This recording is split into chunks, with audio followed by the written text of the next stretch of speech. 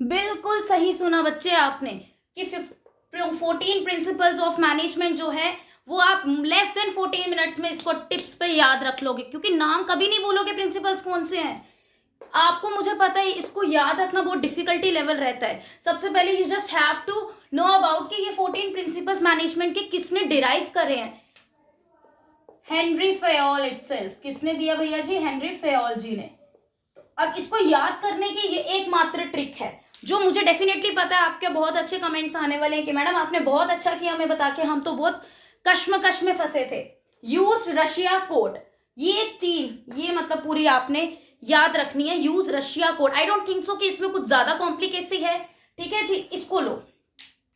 याद कैसे करना है यूज रशिया कोड को? सबसे पहले यू से आ जाएगा यूनिटी ऑफ कमांड। ठीक है जी, unity of command. S for scalar chain. ठीक है, ई से आ जाएगा आपके पास, बताओ, equity, principle of equity. D से आ जाएगा आपके पास, बताओ जी, discipline, principle of discipline. R से remuneration of employees, remuneration of employees, principle of remuneration of employees. इन सबसे पहले प्रिंसिपल ऑफ लगेगा, उसके बाद ये नाम आएंगे। आफ्टरवर्ड्स अगेन यू, तो इसका मतलब हो गया यूनिटी ऑफ डायरेक्शन। ठीक है, एस फॉर एक स्केलर चेन हो गया, एक एस से क्या होगा? Subordination of individual interest to general interest, individual interest to general interest. मतलब अपने अकेले के ऑब्जेक्टिव की बजाय आप ऑर्गेनाइजेशन का एक इंटीग्रेटेड ऑब्जेक्टिव सेट करो कि मुझे ऑर्गेनाइजेशन के लिए काम करना है। ठीक है, कॉमन ऑब्जेक्टिव पे। ठीक है, फिर एस से क्या आ जाएगा आपके पास, बताओ?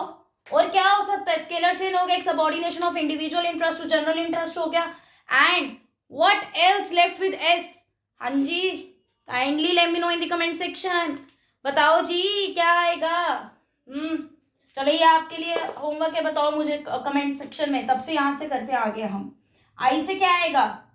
क्या बोलते हैं, प्रिंसिपल ऑफ योर इनिशिएटिव। फिर ए से आ जाएगा principle of authority and responsibility.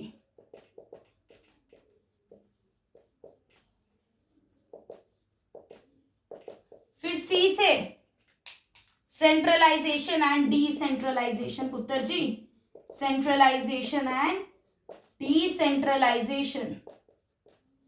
ठीक है, फिर ओ से क्या आएगा आपके पास? Unit, sorry, principle of order.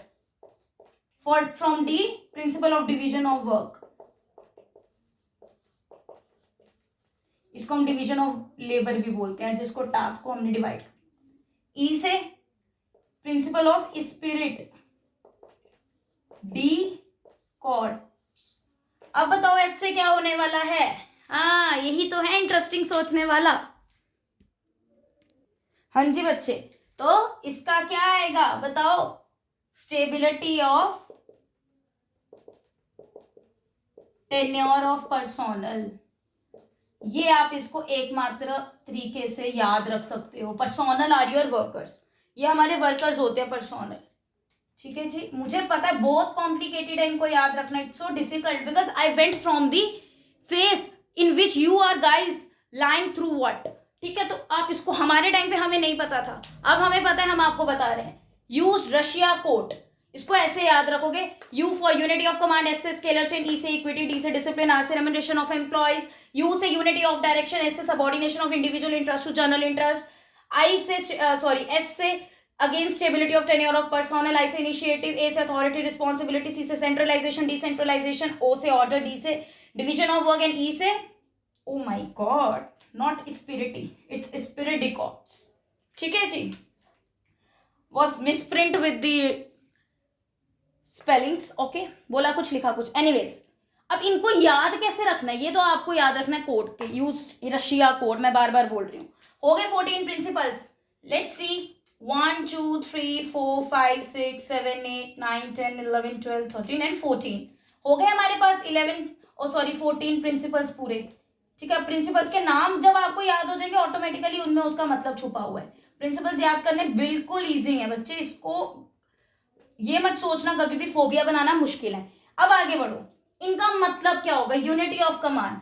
Unity of command एक बार में याद रखोगे बच्चे कि आप कहते हो कि मुझे जो ऑर्डर आएगा that should be from one superior, मतलब मेरा एक सुपीरियर, एक बॉस होना चाहिए, one and only one superior. अगर आपको एक साथ 2-3 बॉस, एक साथ 3-4 सुपीरियर्स आपको ऑर्डर देंगे तो वो क्योस हो जाएगा फर्म में। स्केलर चेन क्या कहती है? Look at this side. Scalar chain ना ऐसे आपको गैंग प्लैंक का प्रोसेस भी बताती है, ए बी सी, इधर आ जाएंगे अब हम डी ई एंड एफ। अब कहते हैं कि फर्म में सारे आपस में काम कर रहे हैं, बट ये कैसे काम कर रहे हैं? लुक, ऐसा नहीं है कि ए डायरेक्टली उठ के एफ के पास चला जाएगा ना, ए को सबसे पहले जाना पड़ेगा बी के पास, फिर बी आगे उसके बाद सी तक पहुंचाएगा, सी आगे एफ को, ऐसे करके सारा कॉन्सेप्ट चलता है। अगर किसी ने डायरेक्ट करना है कन्वर्स, तो बी अगर ई के पास जाना चाहता है तो ये आपका गैंग प्लैंक होता है। ये क्या होता है? कौन सा आपका ये होता है? Gang Planck. इस कॉन्सेप्ट को बोला जाता है गैंग प्लैंक, जहां पे सेम रैंक पे काम नहीं करते, जो वो तो आपस में कन्वर्स कर सकते हैं सेम रैंक पर। एनीवेज आगे, इक्विटी। मतलब इक्विटी का क्या मतलब है? इक्विटी का बच्चे मतलब हो गया कि फेयर, सबको फेयर इक्वली ट्रीट करो आप। डिसिप्लिन होना चाहिए फर्म में, क्या होना चाहिए? ऑब्लिगेशंस और रिस्पॉन्सिबिलिटीज होनी चाहिए, डिसिप्लिन में काम चलना चाहिए सब कुछ। फिर उसके बाद रेम्यूनरेशन ऑफ एम्प्लॉयज में क्या आ जाएगा कि सबको फेयर वेजेस मिलनी चाहिए, सबको फेयर वेजेस मिलनी चाहिए। यूनिटी ऑफ डायरेक्शन में क्या आ जाएगा? ये आपको अभी सब डिटेल में बताते हैं। First of all took the screenshot of this, afterwards will move ahead.